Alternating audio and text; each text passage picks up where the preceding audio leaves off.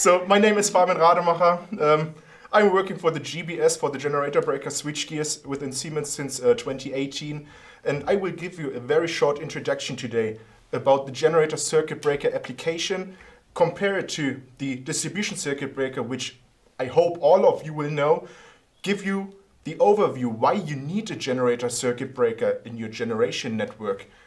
And then afterwards, of course, since we have a small change in the standard, a new version, I will also give you a brief introduction which has changed in the past, and hopefully afterwards you are very familiar with it and enjoy.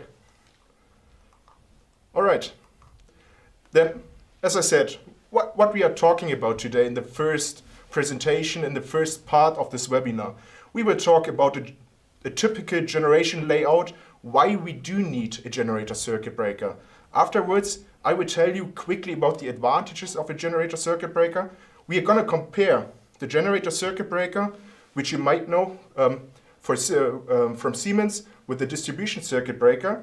Afterwards, we are going to discuss the latest changes in the standard, and then of course I want to give you some key takeaways that you are prepared in the future, what you have to really consider for a generator circuit breaker and a generator breaker switchgear. Okay, a typical layout for a power plant is that you have a generator and a turbine set, of course, as a power generation unit. This one is connected via an IPB, SIB, so a different busbar system, to the generator step-up transformer.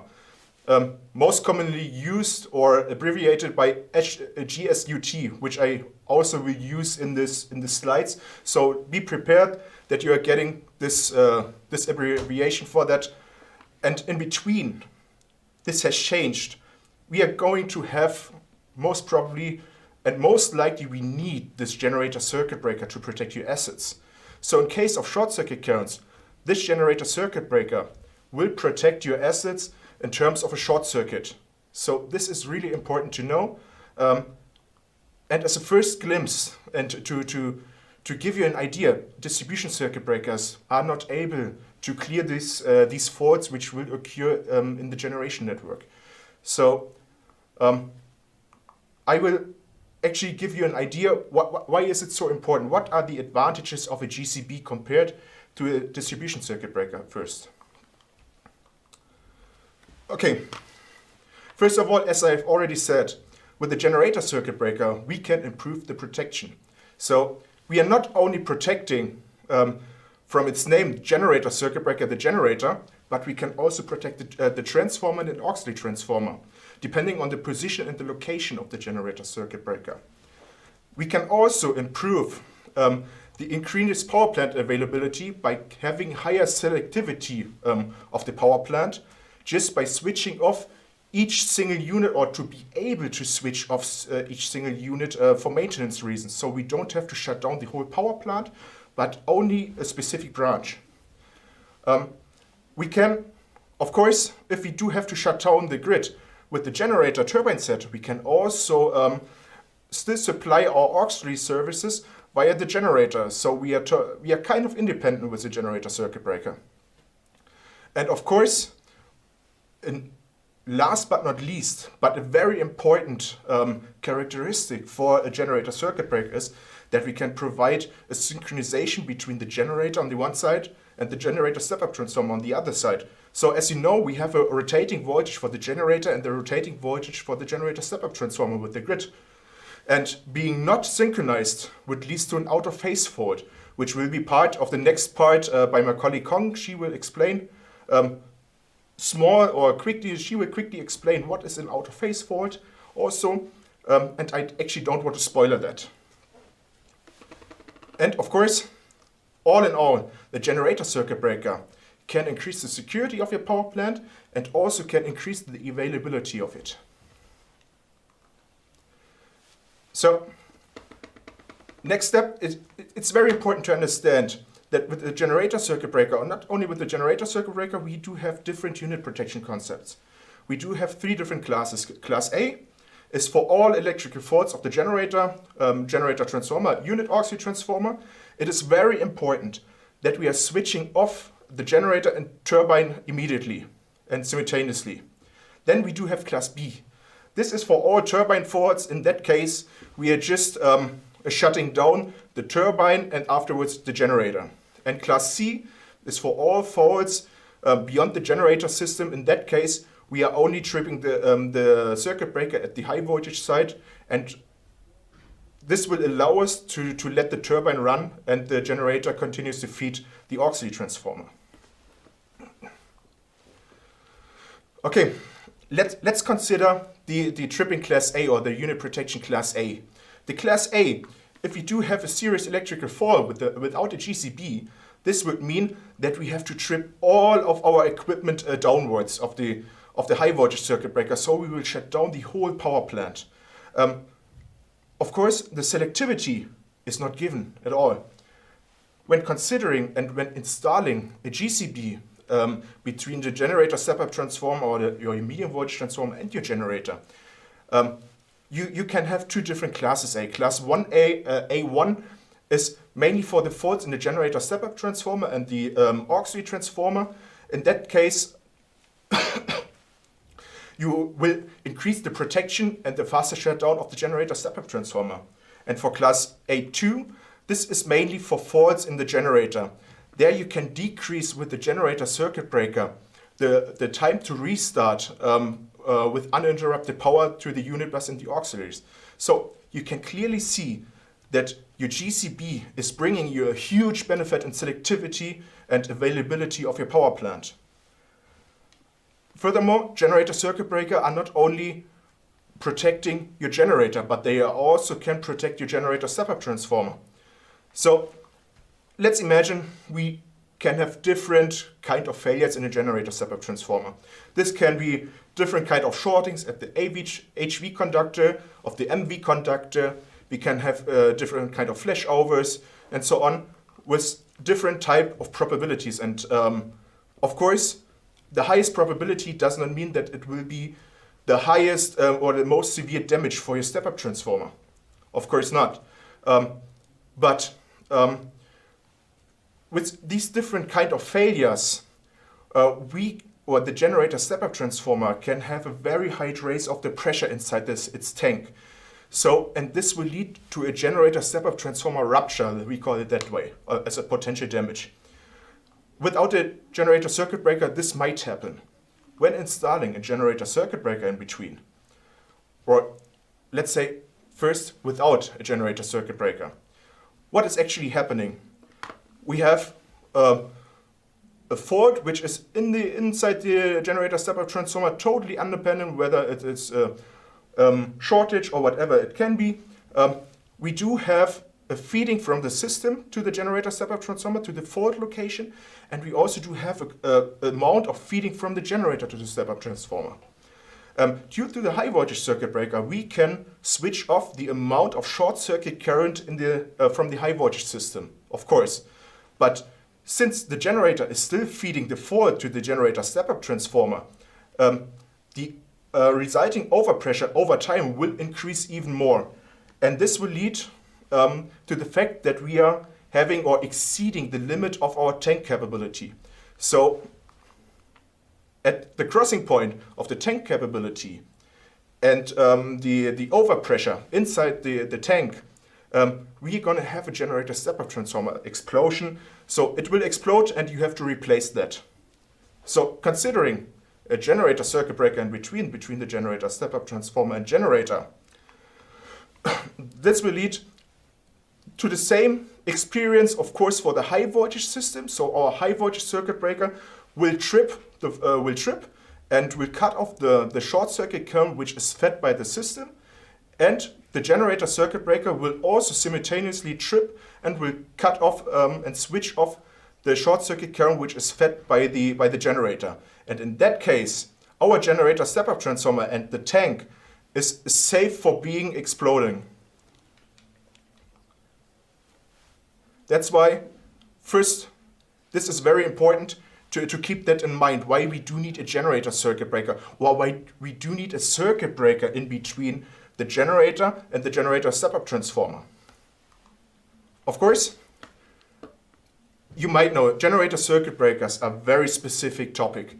They are so important, so specific, that there are only a few companies who can supply that. We do have, and you might have asked the question, or you might ask the question, why can't we take a normal distribution circuit breaker in between? Since with the generator circuit breaker and the distribution circuit breaker, we have to fulfill the same needs. We do need the sufficient insulation, of course, between the phases, between phase to ground.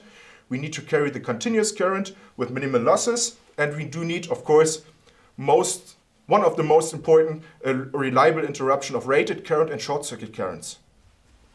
But as you might know, and as I have already said, generator circuit breaker and distribution circuit breaker are not the same. That's why we are not type testing a generator circuit breaker to the standard which applies for the distribution circuit breaker. And that's actually the reason why I want actually also to highlight the differences in between, that you understand the need of having an own standard for being type testing or for having a type tested generator circuit breaker. On the one side, when we are considering a generation network, we have a very short connection between the generator and the generator step-up transformer. This will lead to a very low earth capacitance, of course.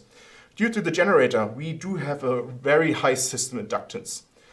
And most important, what is not covered by the generator circuit breaker standard or by the generator circuit breaker system standard is that we are just having a switching duty which is nearly purely inductive.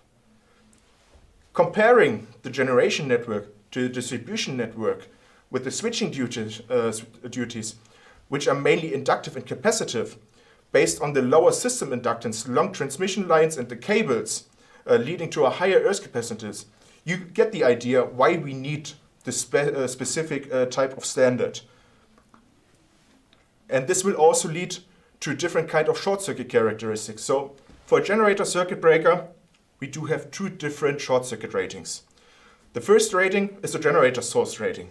So in that case, we are type testing and we are testing our generator circuit breaker with a fault which is fed from the generator over the generator circuit breaker. Thank you very much. In that case, what we see due to the high degree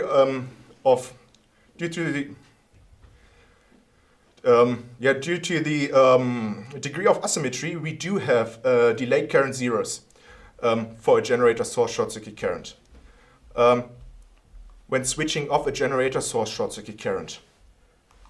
On the other side, of course, as I said, we do not only have a generator source breaking capability, but we also do have a system source breaking capability. In that case, we have to consider a fault location between the generator and the generator circuit breaker.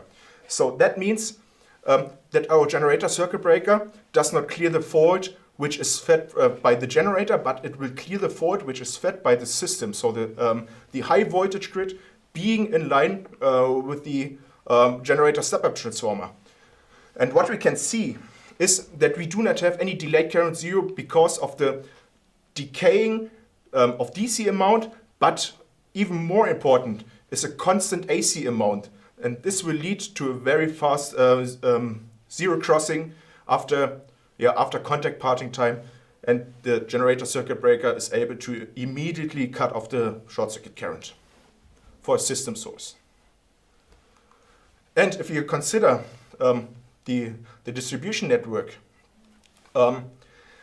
this is actually quite comparable to the switching duty for the generator circuit breaker for a system source rating. What we also see is that we do have a constant AC amount of short circuit current, slowly but surely decaying of DC amount of the short circuit current, but we do not have any delayed current zeros due to this having immediately a zero crossing. That's very important. And this is actually the perfect case for a distribution circuit breaker. But distribution circuit breakers are not type tested for this delayed current zero, the generator source rating. And that's why we do need this generator circuit breaker in between.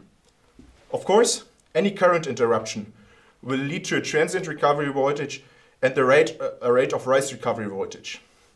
In that case, it is quite important that, of course, for generation networks, due to the small amount of capacitance and the high amount of inductances, we do have a very high steepness of the transient recovery voltage, the rate of rise recovery voltage. And it also has a higher frequency. Comparing it to the distribution network, what you can see is that we do have a smaller frequency, and also the peak of the transient recovery voltage is much smaller. So also for this specific characteristic of the short circuit current and the transient recovery voltage, our our generator circuit breakers are type tested for this specific requirement. Of course, and if we are just comparing it one by one, what you can see is that generator circuit breakers are being type tested for more severe conditions as distribution circuit breakers. And of course, what I've said is that we do have different standards. And now we are really coming to the standard. I don't want to highlight the IEC 62271-100, this is the distribution circuit breaker standard, but I do want to highlight the IEC IEEE 62271-37-013, which is the generator circuit breaker system standard, which was updated 1.5 years ago. So if you're just comparing both of them, the generator circuit breaker standard was originally founded or written, first released in the year 2015. It was updated in October. It was October 2021, and covering the same structure as the original, or not the original, but the base standard 62271-1. One important wording, one important point which directly came into your mind when reading the standard is that they have implemented a new wording. We are not talking about generator circuit breaker as a standalone unit anymore, but we are talking about generator circuit breaker systems. Generator circuit breaker system is covering all the additional equipment you can find in your generator breaker switchgear, such as back-to-back switches, disconnecting switches, earthing switches, and last but not least, it also covers the enclosure if it's applicable. So this is one of the major points which have been changed in the latest version.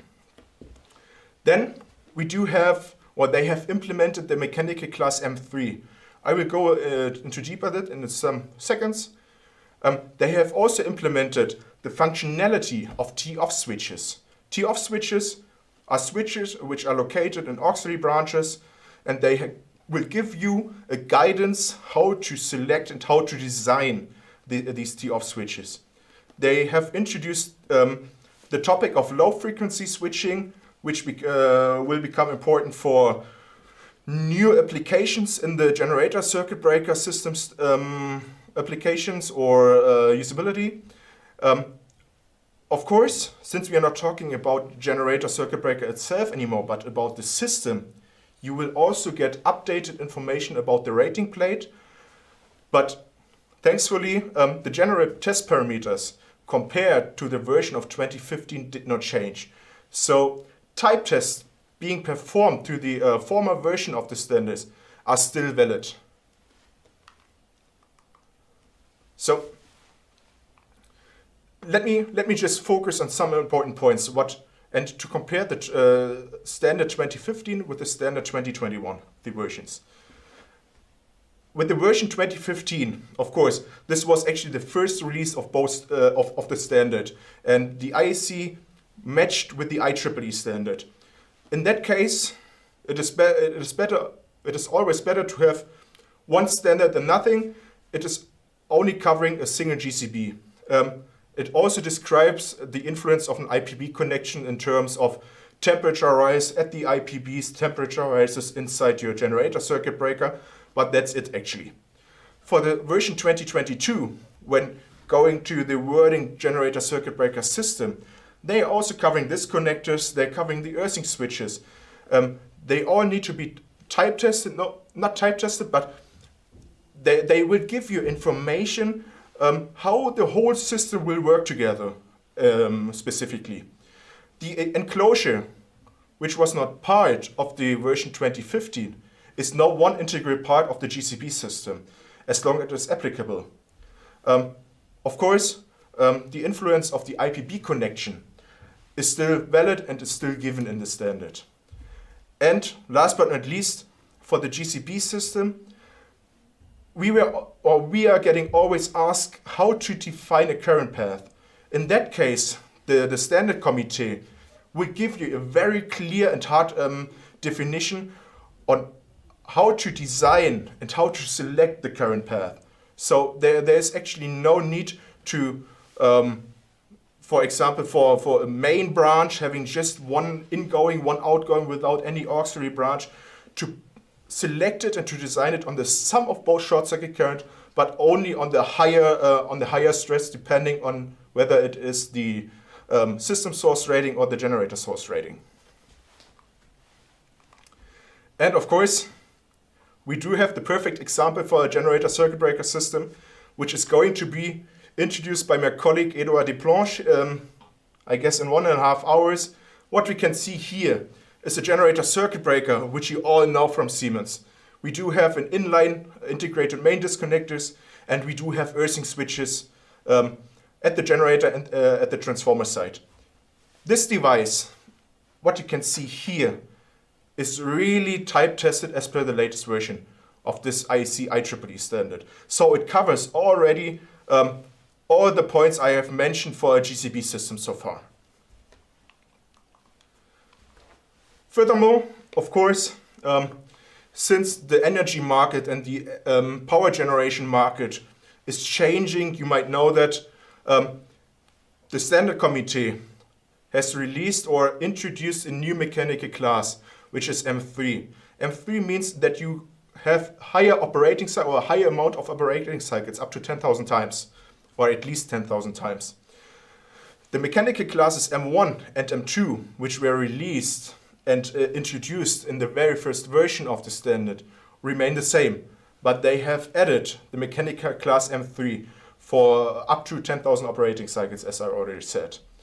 So it will also give you an idea, and you can compare different equipment based on the mechanical classes.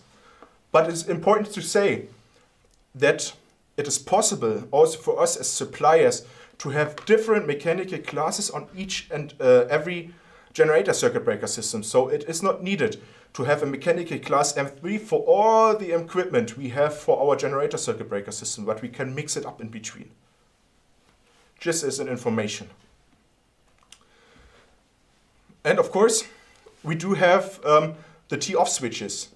T-off switches is a switch which is located and which is installed not in the main generator branch, but in an auxiliary branch.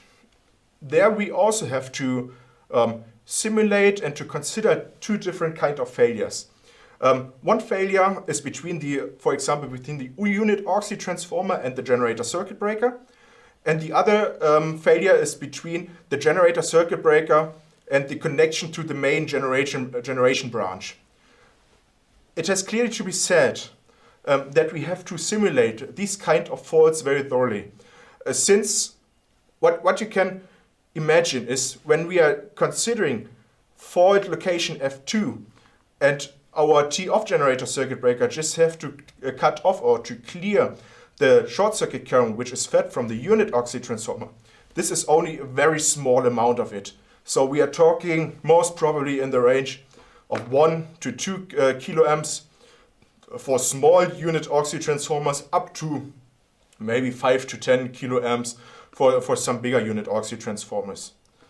But since it has a direct connection to the generation branch and we are considering fault location F1, we do have to consider the sum of the step-up transformer, and we also do have to consider the generator. So even this generator circuit breaker being located in the auxiliary branch will have a very small rated current rating.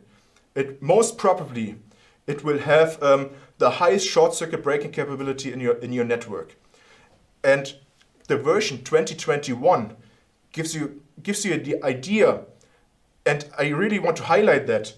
They are saying a T-off breaker has to be, when being installed in a generation network, has to be a generator circuit breaker. And that's why we also simulating that to be sure that we can also protect your unit auxiliary transformer, for example. And then I already want to come to the key takeaways.